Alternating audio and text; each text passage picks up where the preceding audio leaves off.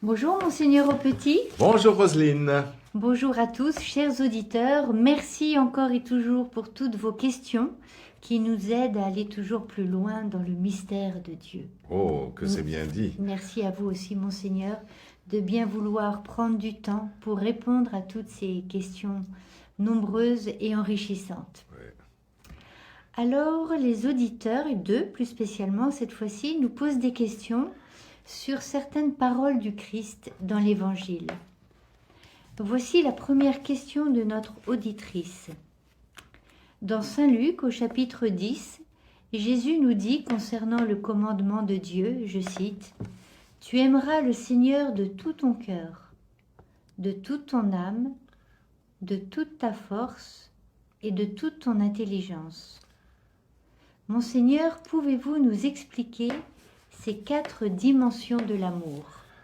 Oui, alors c'est dans le livre du Deutéronome. C'est vrai que c'est repris dans Saint Luc parce que quand Jésus aborde un pharisien, quels sont les commandements les plus importants, demande-t-on à Jésus. Jésus dit, eh bien, il y a le commandement le plus important, c'est tu aimeras le Seigneur de tout ton cœur, de toute ton âme, de toute ta force et de tout ton esprit ou de ton intelligence. Et après, il y en a un autre qui lui est semblable, c'est tu aimeras ton prochain comme toi-même. Ça, c'est dans Saint Luc, c'est Jésus qui le parle. Mais il fait référence à 2 commandements.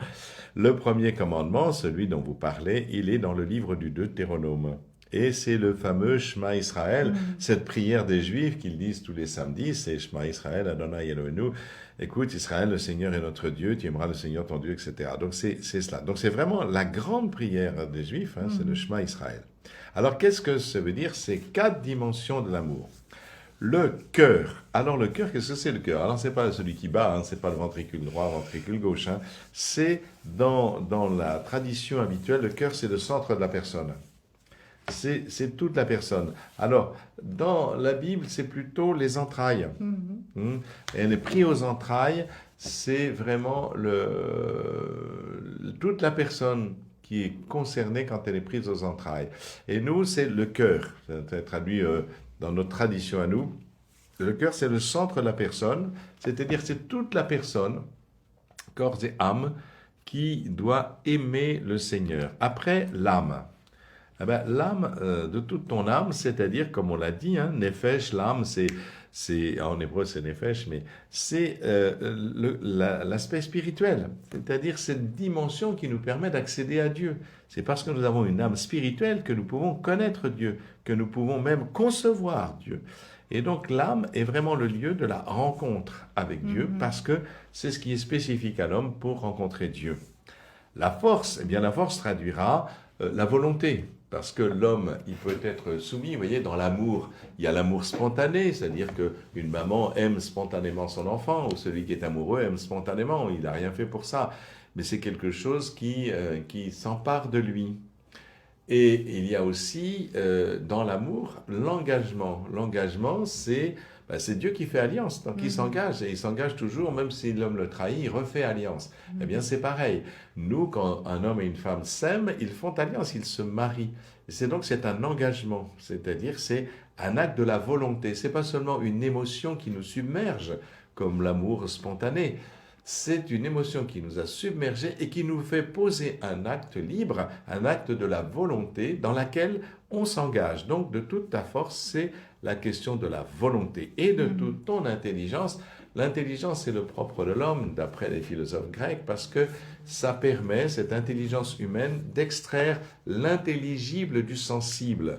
Tout ce que nous voyons nous est connu par les sens, comme les animaux.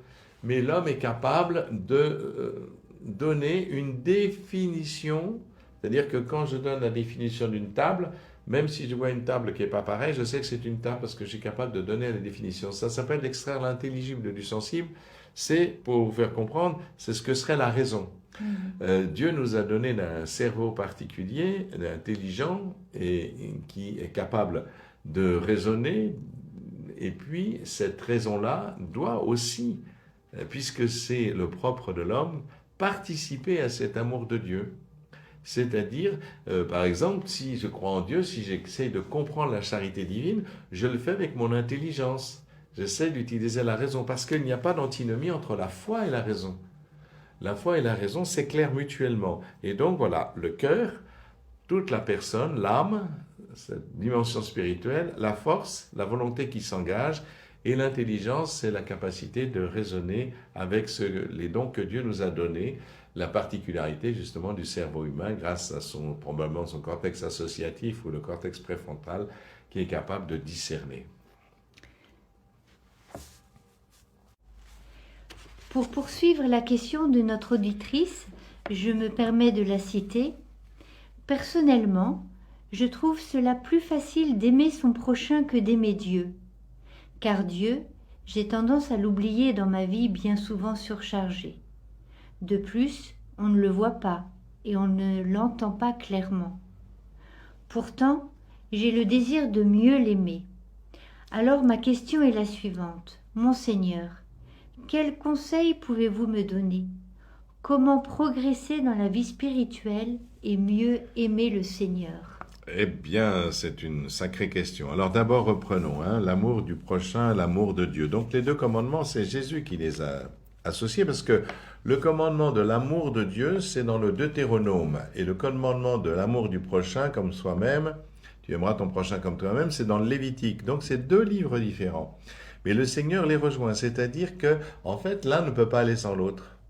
C'est-à-dire, si j'aime Dieu, celui qui aime Dieu et qui n'aime pas son prochain, c'est dans Saint Jean, eh bien, est un menteur. C'est tout, c'est dit. Tu ne peux pas aimer Dieu que tu ne vois pas si tu n'aimes pas ton prochain que tu vois. Donc, ça répond à une question. Mais, en revanche, je pense que ce qui me permet d'aimer mon prochain, c'est d'aimer Dieu, justement, parce que le Seigneur... Alors, je ne le vois pas, bien sûr que je ne le vois pas. Il est venu il y a 2000 ans, mais je ne le vois pas. Néanmoins, il fait sentir sa présence pour ceux qui sont attentifs.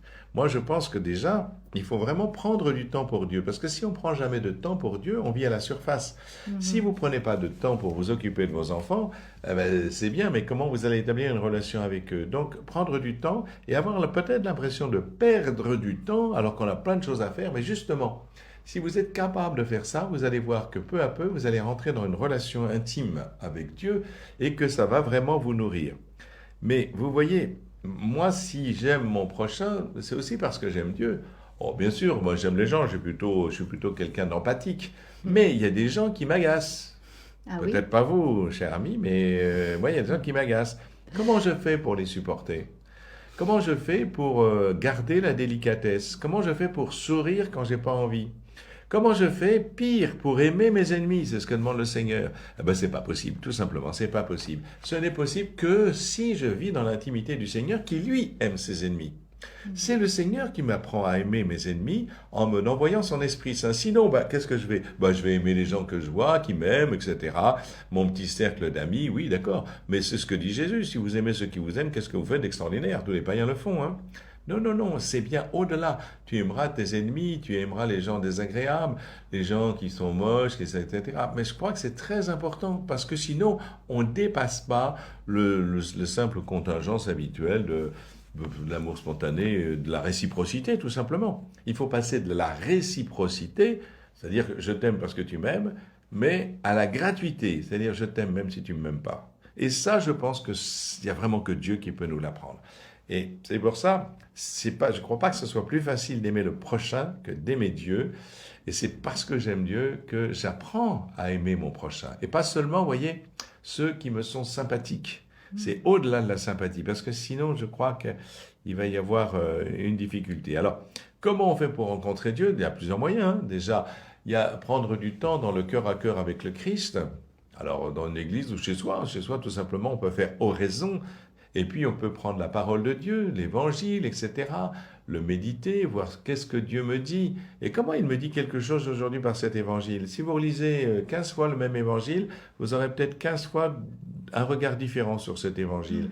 Et c'est l'Esprit, justement, qui vous éclaire et qui vous fait comprendre qui est Dieu et comment on peut rentrer en relation avec lui sans le voir, sans le toucher.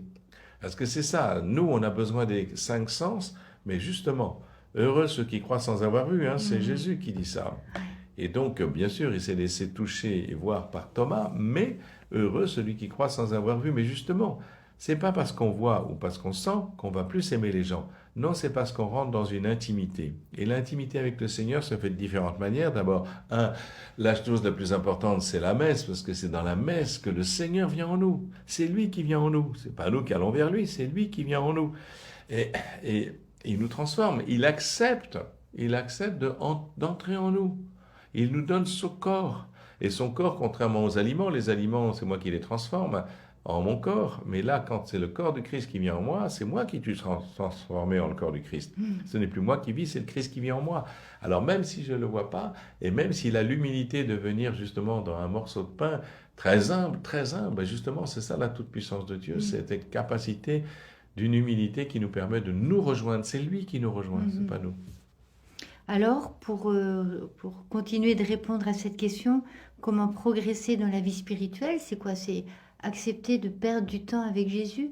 La vie spirituelle, c'est tout ce que j'ai dit, c'est-à-dire que se donner les moyens de cette vie spirituelle, prendre du temps, alors quelle qu'en soit la forme. Il y en a qui préfèrent la prière du chapelet, nous en avons parlé récemment, d'autres qui préfèrent l'oraison, d'autres qui préfèrent la lectio divina, c'est-à-dire la lecture priante de la Bible, d'autres qui préfèrent la méditation, méditer dans son cœur comme la Vierge Marie. Enfin, il y a plein de façons de faire, hein.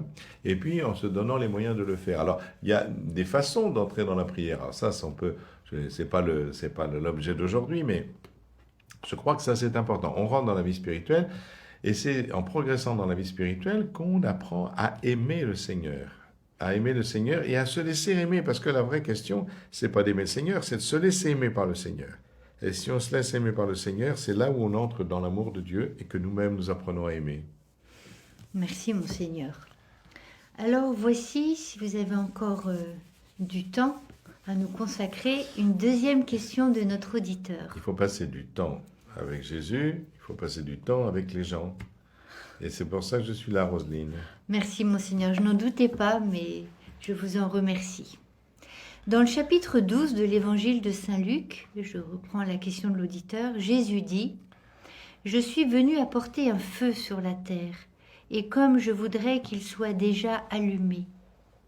Je dois recevoir un baptême, et quelle angoisse est la mienne jusqu'à ce qu'il soit accompli. Pensez-vous que je sois venu mettre la paix sur la terre? Non, je vous le dis, mais bien plutôt la division. Car désormais, 5 personnes de la même famille seront divisées, 3 contre 2 et 2 contre 3. Ils se diviseront, le père contre le fils et le fils contre le père, la mère contre la fille et la fille contre la mère, la belle-mère contre la belle-fille et la belle-fille contre la belle-mère. Monseigneur, aidez-nous à comprendre ces paroles choquantes de Jésus. S'il vous plaît. Bon, eh bien, allons-y. Premièrement, je suis venu mettre un feu sur la terre, et comme je voudrais qu'il soit déjà allumé. Évidemment, ce n'est pas l'incendie de Notre-Dame, hein, parce que ce n'est pas lui qui l'a fait, j'en suis absolument sûr. Donc, la question, c'est quoi ce feu? Ce feu, c'est tout simplement l'Esprit Saint, hein, parce que on voit bien le feu qu'on connaît, nous, c'est celui qui... le feu, on s'en sert pour se réchauffer. L'hiver, autrefois, on n'avait pas de chauffage central, donc le feu sert à réchauffer. Après, le feu sert à éclairer. Quand il faisait nuit, il n'y a pas d'électricité, c'était le feu qui nous permet d'éclairer la nuit. Très bien. Mais hélas, il y a aussi une autre qualité du feu, c'est qu'il détruit tout. Et donc, le feu dont parle Jésus, ce n'est pas c'est exactement ce feu-là. C'est vrai, c'est un feu qui éclaire, c'est-à-dire qui nous fait comprendre la lumière des choses invisibles. Après, c'est un feu qui réchauffe, c'est-à-dire qui dilate notre cœur pour apprendre à aimer. Mais c'est un feu qui ne détruit jamais. La preuve en est, c'est que lorsque Moïse monte et voit ce buisson qui brûle sans se consumer, le buisson ne se consume pas. Donc ce feu-là ne détruit pas. En revanche, ce feu l'a attiré. Il l'a éclairé. Et du coup, il va entrer en dialogue avec Dieu. Et donc voilà, ça c'est ce feu-là. Et c'est le même feu, bien sûr, qui va venir sur la tête des apôtres. Il n'est pas dit que c'est un feu, il dit que c'est comme un feu, c'est-à-dire des langues de feu, comme des langues de feu qui viennent. Et c'est justement l'Esprit Saint, tout simplement. Je suis venu pour allumer un feu, apporter un feu, c'est l'Esprit Saint. Et l'Esprit Saint, Jésus l'enverra après la résurrection, pas avant. Il fallait qu'il meure, qu'il ressuscite pour envoyer l'Esprit d'auprès du Père. Il est bon pour vous que je remonte, parce que si je ne remonte pas, je ne vous enverrai pas l'Esprit Saint. C'est cet Esprit Saint qui est le feu que Jésus veut allumer, ce feu qui réchauffe, ce feu qui éclaire, ce feu qui nous rend intelligents des choses divines, ce feu qui ouvre notre cœur à l'amour de Dieu. Voilà, ça c'est le feu. Alors après, bon, je dois recevoir un baptême. Son baptême, évidemment, c'est la mort. C'est la mort et la résurrection. Donc, d'ailleurs, quand il est baptisé lui-même, il est plongé dans l'eau. Or, plonger dans l'eau, ça veut dire enfoncer dans la mort, quoi, tout simplement. Mais quand il est plongé dans l'eau, les cieux vont s'ouvrir. Et les cieux, en hébreu, shamayim, c'est les eaux d'en haut. Donc, autrement dit, le Christ, en mourant, nous ouvre les portes du ciel. Et qu'est-ce qui se passe quand les portes du ciel s'ouvrent? L'Esprit Saint descend sur lui. Et donc, voilà, c'est donc ce baptême-là qu'il reçoit, c'est par sa mort et sa résurrection. Quelle angoisse est la mienne jusqu'à ce qu'il soit accompli. Pensez-vous que je sois venu mettre la paix sur la terre? Ah, alors voilà, la paix. Et pourtant, Jésus, c'est, comme vous le dites, c'est le prince de la paix. C'est le prince de la paix, oui. Alors qu'en est-il? Qu'en est-il? Eh bien, c'est quoi la paix? La paix, nous, on pense que c'est la tranquillité. Mais la paix, c'est peut-être pas la tranquillité. C'est pas la paix que Donald Trump est en train d'essayer de réaliser en Terre Sainte ou en Ukraine. C'est l'absence de conflit. C'est l'absence de haine. Mais c'est pas l'amour encore. Qu'est-ce que c'est que cette paix que le Seigneur dit? Bon, je vous le dis, la division, ah ben ça va pas, parce que le Christ, c'est l'unité. D'ailleurs, le credo, c'est notre unité. Nous croyons la même chose par rapport au Christ. Le Christ, c'est celui qui unifie. Pourquoi il parle de division? Je vous le dis, mais plutôt la division. Le diviseur, ça se dit en grec diabolos. Donc le Christ n'est pas le diable. 5 personnes de la même famille. Alors, il décrit ce que ça veut dire. 5 personnes de la même famille seront divisées. 3 contre 2, 2 contre 3. Eh bien oui, mais c'est ce qui s'est passé. Quand le christianisme s'est répandu, les familles se sont divisées. Il y a ceux qui ont suivi le Christ et qui ont été persécutés par le reste de la famille. Ils ont été dénoncés par leur propre famille. Aujourd'hui encore, ça existe encore. Et autrement dit, ce n'est pas le Christ qui provoque la division, c'est le cœur de l'homme qui, en refusant celui qui apporte la paix, provoque la division. Et que Satan s'en empare. Mais Jésus dit, ce n'est pas lui qui provoque la division, mais ce qu'il vient annoncer peut générer la division. Et de fait, c'est bien ce qui se passera. Ils se diviseront, le Père contre le Fils contre le Père. Tout ce qu'il décrit là, pardon, c'est ce qui va se passer dans les premiers temps chrétiens. Mais Jésus nous dit, je vous donne ma paix, je vous laisse ma paix, c'est ma paix que je vous donne. Alors de quelle paix s'agit-il? Il s'agit de la paix de l'âme, de la paix intérieure. C'est-à-dire que même dans les vicissitudes, même dans les choses les plus terribles que nous avons à vivre, cette paix ne nous est pas enlevée. Vous voyez, c'est pas la tranquillité ou l'absence de conflit. C'est une paix intérieure, c'est la paix de l'âme. Je vous donne ma paix. Ce n'est pas à la manière du monde que je vous la donne, il le précise d'ailleurs. Donc ce n'est pas ce que vous croyez, la tranquillité, parce qu'à l'époque de Jésus, il y avait quand même la Pax Romana, la paix romaine. C'était quoi la paix romaine? Ah mais c'est sûr, c'est par la force qu'ils ont obtenu la paix. Ils avaient tout envahi, et dès qu'il y en a un qui bougeait, particulièrement en Terre Sainte, hop, il le supprimait. Pilate avait fait supprimer pas mal de gens aussi, parce qu'ils n'obéissaient pas. Donc ça s'appelle la paix, l'absence de guerre, mais à quel prix? À quel prix cette paix? Donc la paix du Christ, c'est pas ça du tout. La paix du Christ, c'est bien autre chose, c'est la paix de l'âme. Et lui-même, d'ailleurs, l'emploiera, parce que Jésus, au moment où il est arrêté, Pierre sort une arme, sort une épée. Et Jésus lui dit, rentre l'épée, celui qui prend l'épée périra par l'épée. Et Jésus accepte d'être désarmé. Ne crois-tu pas que je pourrais appeler des légions d'anges? Le Christ pourrait très bien foudroyer tous ces gens qui l'entourent. Non, la question c'est qu'il accepte d'être désarmé.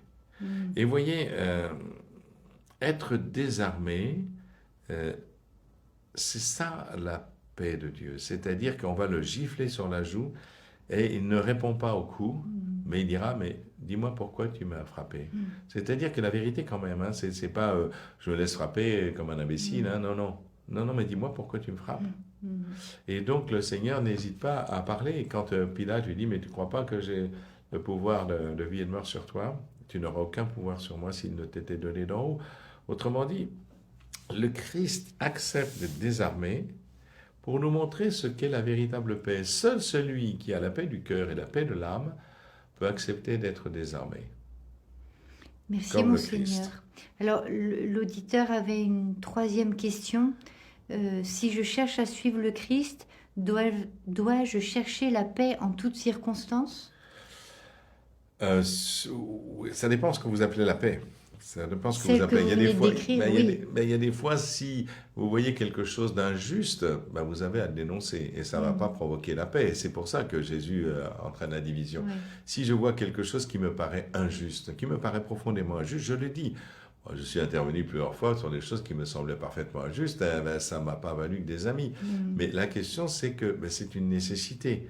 Et je crois que rechercher la paix, c'est pas, encore une fois, la circonstance. Je dois dire des choses qui vont provoquer de l'irritation, de la colère, etc. Parce que c'est une question de vérité et d'amour. Si je le dis, c'est pas pour humilier les gens, pour avoir raison, hein. C'est pour que l'intelligence s'ouvre à ce que le Seigneur veut nous donner ou communiquer.